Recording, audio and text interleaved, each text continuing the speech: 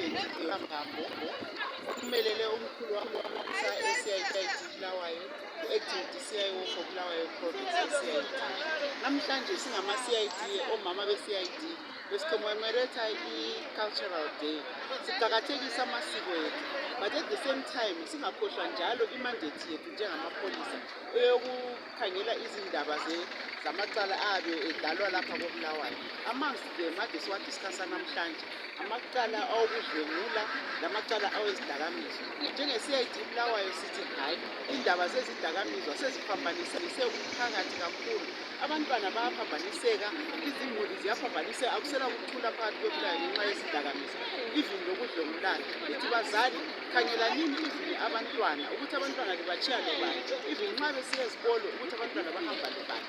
Kuqakathekile khona lokhu ngoba kuyayenza ukuthi abantwana bezizwe bephephile njalo bayaphepha from izigange eziyabe zikhona.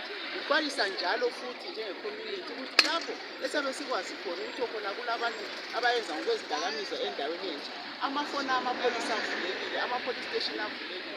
Siyacela ukuthi information yale ifike endleleni zethu so that senelise ukubana sibophe laba abayabe bedila ngezidakamizwa abaphambanisa i-society yethu. I-community yabo Bulawayo imele yi-community ephephileyo njalo thina njengama-CID yawo eBulawayo singomama sithi kuqakathekile kanjani ukuthi kube lokuphepha ezindlini kusebenzeke uBulawayo ethuthuke. Ngiyabonga Bulawayo.